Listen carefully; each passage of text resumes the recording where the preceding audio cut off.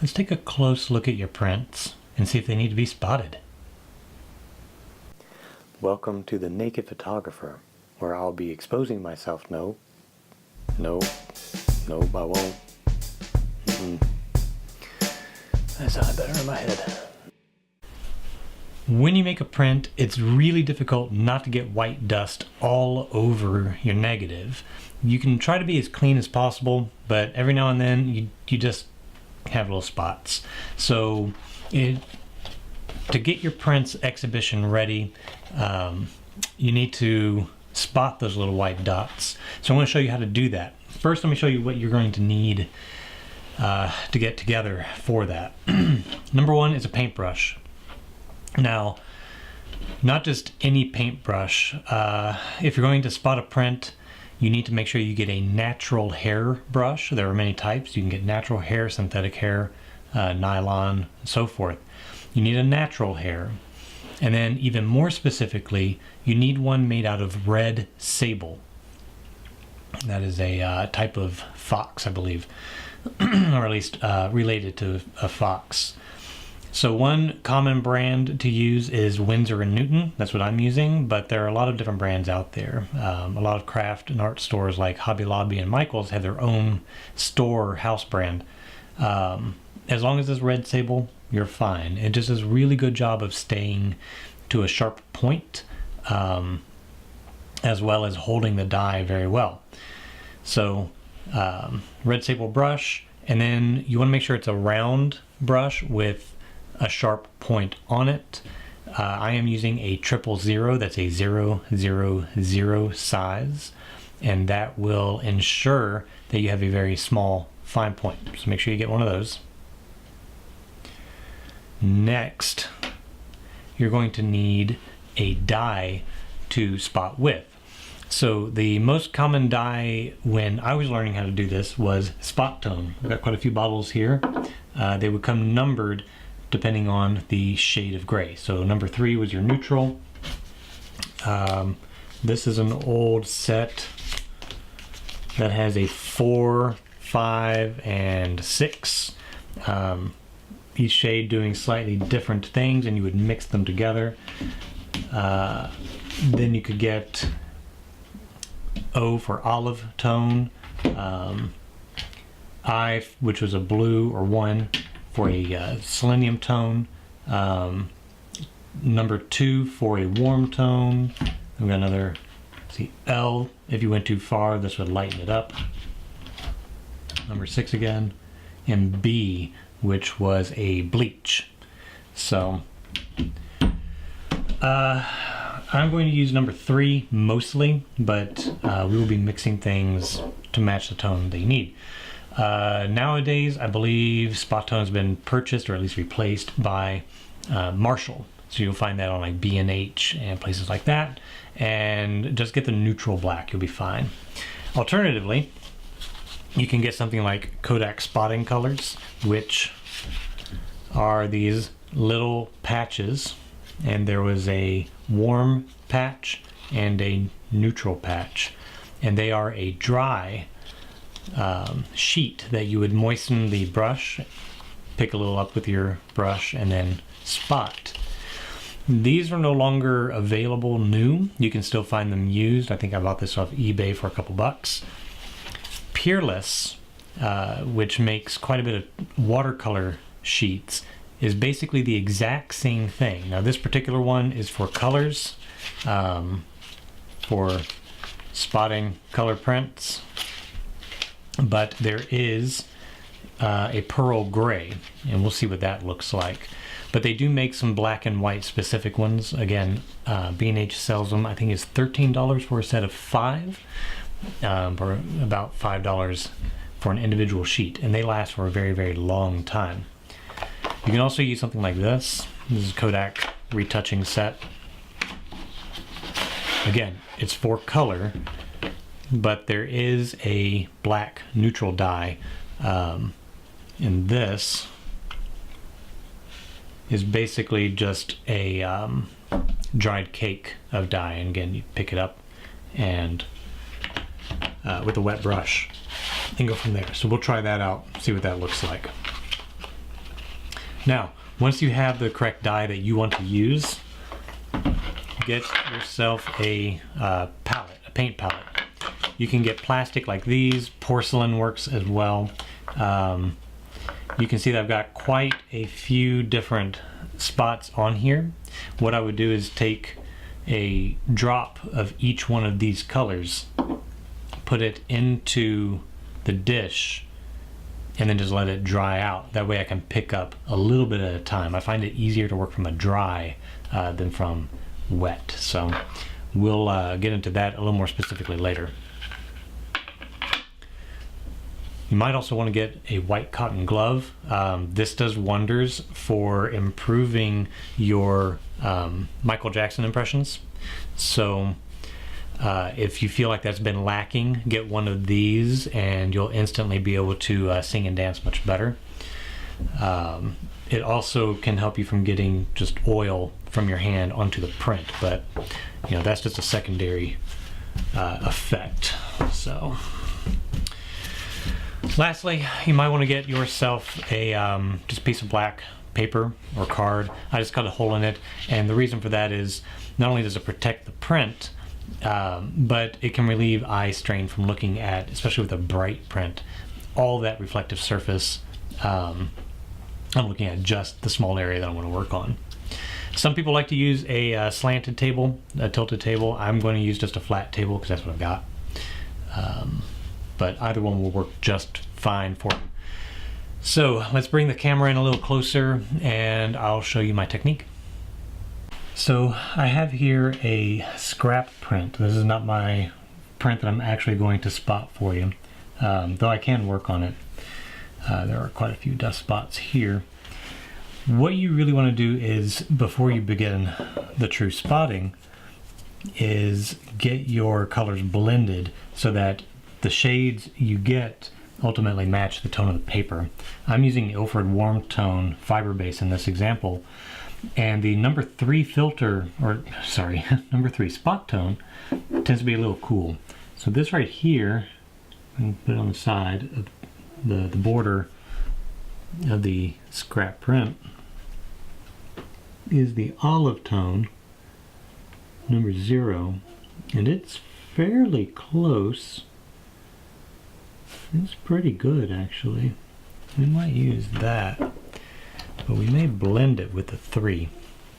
Let me show you the number 1. Let me shake it up a little bit. Number 1 is very blue. It'd be good for an iron print, not so much for the print that I'm working on. My number 2 has dried out.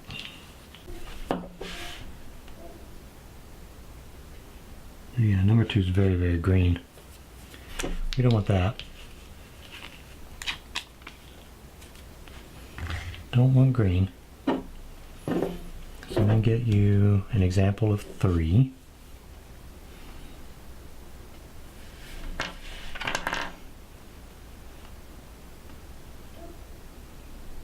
Three's not bad.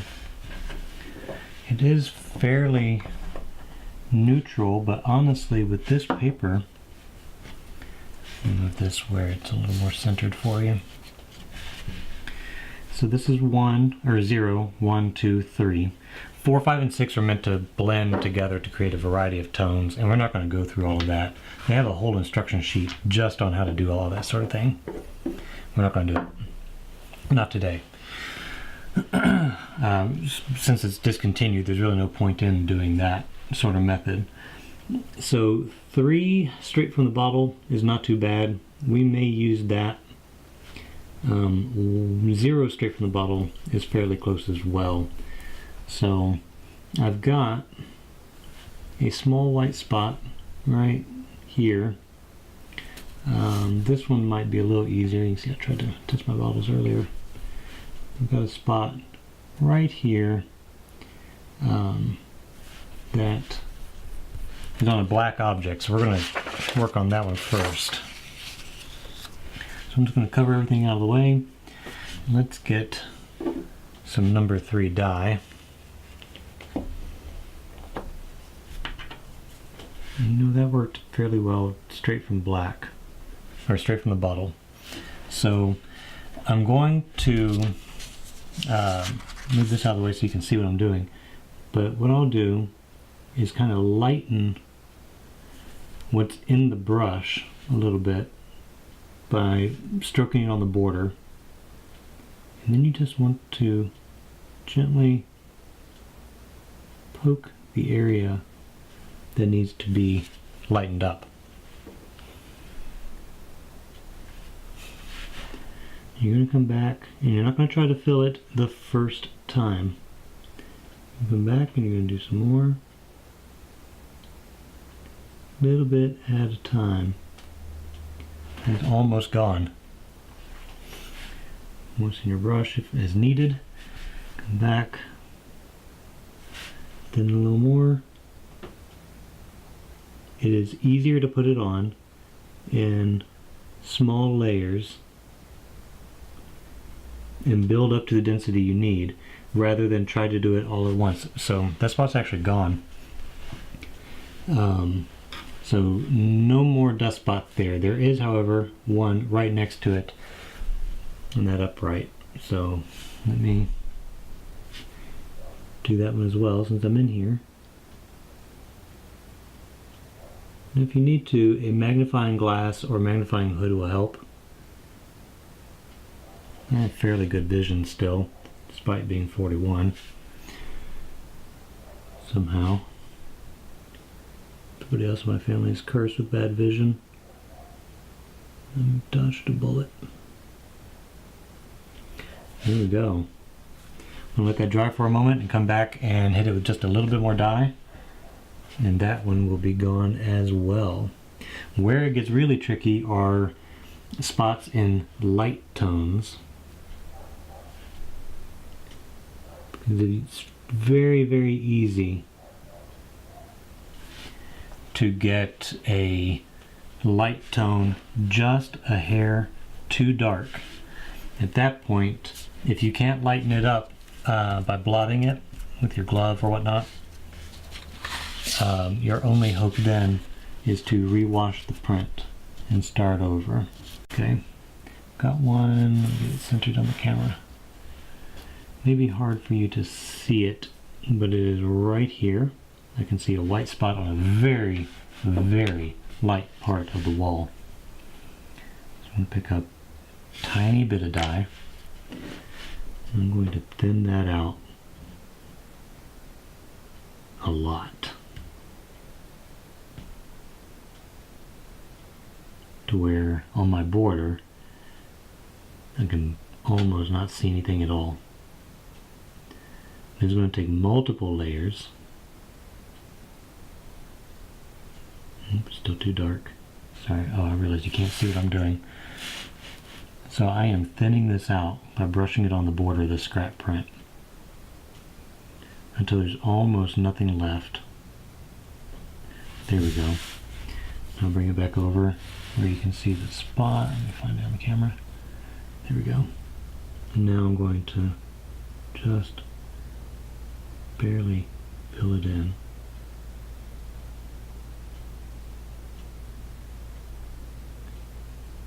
Yeah, that's working fantastic. So I have now almost completely hidden that spot just by making sure that I had only the smallest trace of dye in the brush.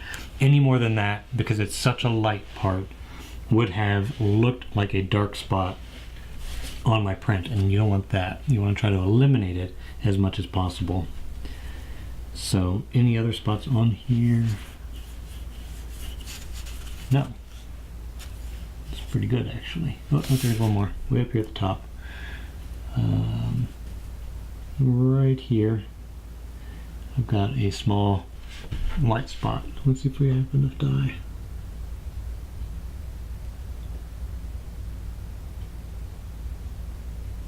Nope, the brush is too dry. So we're going to start that all over again. Picked up some dye. Now I am thinning it out until I have only the smallest trace. Now let's see if that is enough.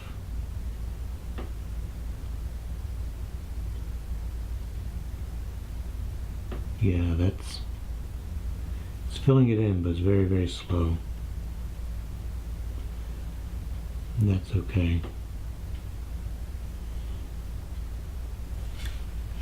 I have to go back more. If you want to spot quickly, you're going to have a bad time. Spotting is going to test your patience more than just about any other part of, oh, there we go, that's perfect. It's like it never even existed. Let's take a look real quick at how the dry Kodak stuff works, because you can pick that up on eBay pretty easily. The Peerless and other stuff like it may work as well. So let's take a look at that and see what we can come up with. So what I am going to try using here is the Kodak see if you can find it, neutral dye, or dry dye neutral. It does say you can use this in Kodak's how to spot black and white prints document, which I believe is 010, if you can find that online or in print. Let's see how it works. So with this stuff, you're supposed to pick it up with a damp brush. See what that looks like. Ooh, it's brown. Oh, there it goes. And it's getting more neutral. Okay, tiny, tiny taps. Tiny, tiny taps. Sound like freaking Bob Ross. Tiny dots, tiny dots. Yeah, that comes out really brown at first. And then it goes back to neutral. It's odd.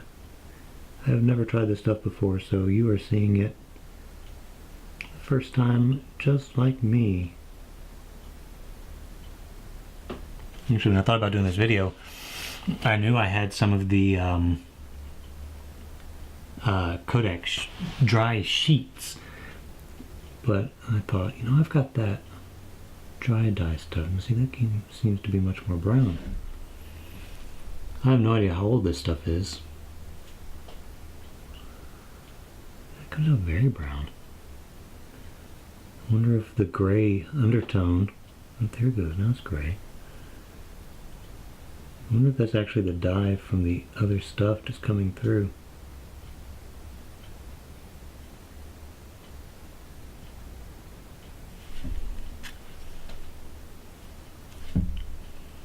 Doesn't seem to be. It's clear.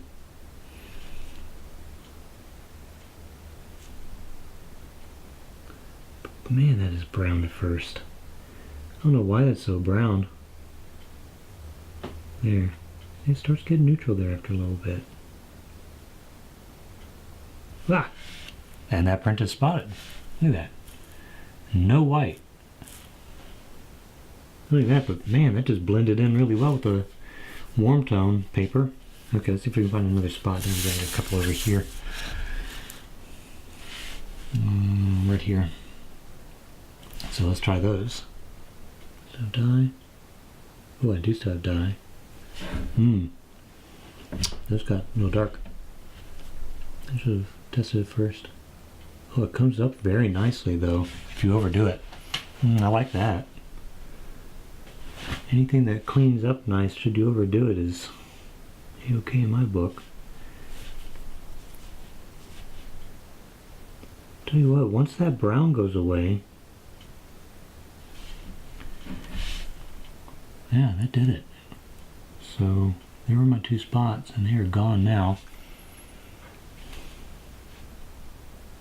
See, that spot right there which looks too dark. That's actually part of the negative.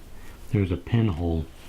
We might go over bleaching another day, but I've got another spot right here. So let's get rid of that one too. Why not? We're here, we're doing it. Just gotta get that brown out.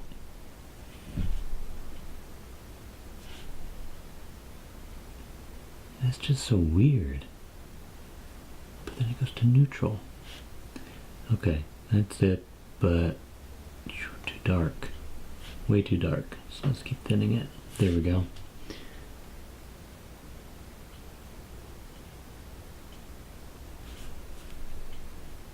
Oh, there you go. Shazam. That is gone. I have to admit, I think I'm liking this dry dye better than my normal. It seems easier to control.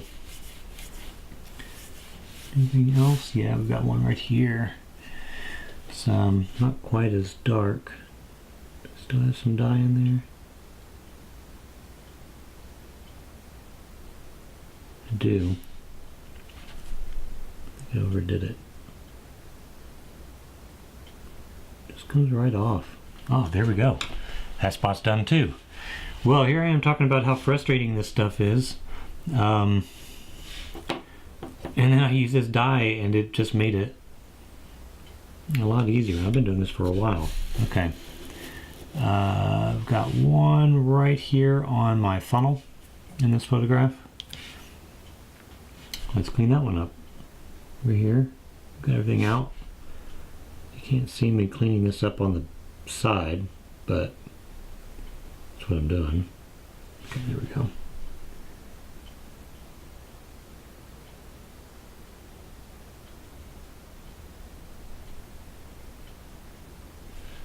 And there it is. And spot is gone. Yeah. That stuff works great. Okay. That. So this is Dry Dye Neutral from Kodak. It is part of the retouching colors for dry dye, retouching color prints, but it is the neutral black. So that's what I used here at the end. What I used at the beginning was spot tone number 3, which is what I've used for 20 years. I think I might throw this stuff out. This stuff is amazing. Why haven't I tried that before?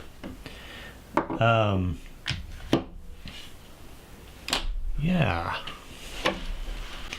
So, I mean, I've had this stuff for a while, and I've just never thought of using it. But quite frankly, I'm liking that quite a bit. So it's been a learning experience for both of us. Kodak Dry Dye Neutral. Of all the spotting stuff I've used, Spot Tone, Marshalls, Peerless, this has been the easiest spotting I've ever done. So you just learned something along with me. Can't believe it took me that long to try it, but I did. So it works pretty well on multigrade. Once you get the brown off, the color actually turns out pretty neutral. Now the brown might actually be, if my guess, I mean this stuff is from, is there a year on here? There's no year on the box, but I would guess, based on the font, that it is 60s or 70s maybe. And that could be just some oxidation on the top. So I could possibly, with a big wet brush, kind of just get that off, and it'd be neutral underneath. But as you can see from here, just by going on the border of a scrap print, you can get the tone down to what you want. So basically, the method that I'm using, moisten the brush, pick up a little bit of dye, brush the border lightly until you get the tone a little bit lighter than what you think it needs to be for that particular spot. And then you just lightly tap the brush tip against the spot, and it will slowly build up the tone. And you just do that a few times until it vanishes. If you overdo it, use a brush with no dye, just water, so it's just slightly damp, and try to, with the same tapping motion, pick up the excess dye. And that will hopefully lighten it up. If you're unable to do that, just wash the whole print again. 5-10 minutes of a running water wash. Let it dry, and all the dye will be gone. So you have to retouch the entire print again. But that's really not the worst thing you'd have to do. So fairly simple process, but it does take patience, it does take time, and it does take practice to get decent at it.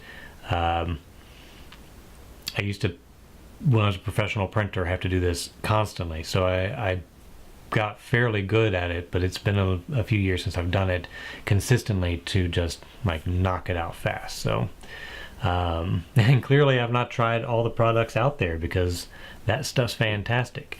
If you want a little bit more detailed information on how to spot prints and do much more difficult retouching, get yourself a copy of Kodak's retouching book, the retouching pamphlet, which is O-10, I believe, for black and white. And then there's just tons of retouching books out there from when retouching was a huge industry. So you can get quite a bit of information. So if you have any questions, leave me a comment under this video, and I'm more than happy to answer any questions that I can answer on this topic. Other than that, I don't think I have anything else to show you on basic black and white spotting. We'll cover color spotting another day, and we will go over how to eliminate black spots on your prints another day. That's a little bit more complex issue, so we'll cover that another time. Anyway, thanks for watching. Please like, comment, and subscribe, and we'll catch you in the next video.